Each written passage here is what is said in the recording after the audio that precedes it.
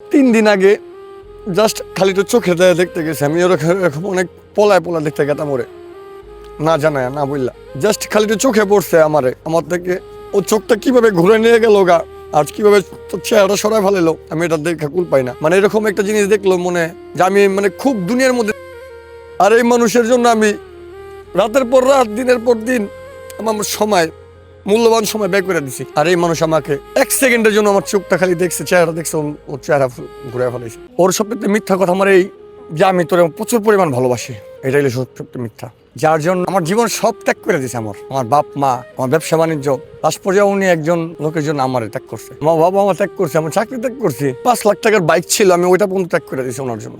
আজকে আমি রাস্তার নিঃস্ব, আমি মানুষের থেকে বর্তমানে চায়া খাই, তো আমি খুব কি অবস্থা আছে আমার আমি জানি। আমার প্রিয় মানুষ আমার ডিভোর্স লেটার পাঠাইলো, আমি সিগনেচার করতে পারি নাই ভাই। আমি কাজী অফিসে গেছি, আমার মহল্লার মধ্যে কাজী অফিস ছিল, কাজে আমার বড় ভাই ছিল মহল্লার, মানে উনি আমার ফোন দিছে যে তোমার ডিভোর্স লেটার আসছে, তুমি সাইন করে যাও। তো আমি ডিভোর্স লেটার বাই করছে, আমি দেখছি টেবিলে থুইছে, আমি এটাও দেখছি আমার বসতে বলছে, বসছি। তো আমি কলমটা উঠামো ভাই, এই 3টা আঙ্গুল আমার, এই শক্তিটা পর্যন্ত আমার এই 3টা আঙ্গুল হয় না। আমি চেয়ারটা কাঁপতে কাঁপতে পড়ে গেছি গা, আমার 5 মিনিট কোনো হুঁশ ছিল না। পরে আমাকে চোখে মুখে পানি দিয়ে আমার হুঁশ ফিরায়।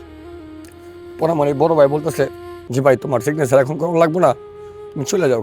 আজকে 1 বছর হয়েছে আমি চোখের আমার ডিভোর্স লেটার দেখছি, কিন্তু আমার এখনো সাহস হয় না আমি যা সিগনেচার দিই। আজও আপনি সই করেন নাই?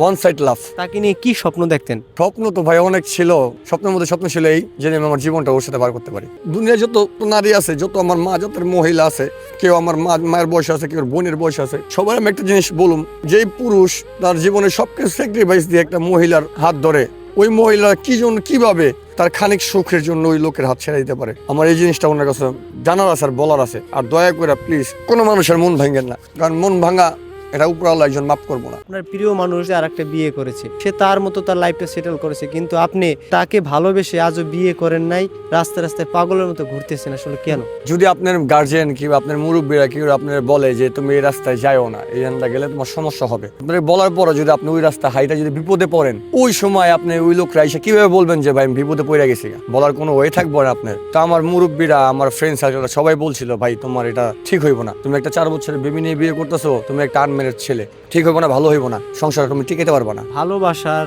বহুত ইতিহাস রয়েছে, লাইলি মজনু, শিরি ফরাত, কিন্তু প্রত্যেকটার জায়গা থেকে পুরুষ জাতি কষ্ট করেছে বা ভালোবাসার জন্য ত্যাগ করেছে। পুরুষদের নাকি বলে হৃৎপিণ্ডটা খুব বড় দিছে আল্লাহ মেয়েদের থেকে, তো আল্লাহ পাক পুরুষদের মধ্যে এমনিও মায়া মোহব্বত ঢুকায় রাখছে।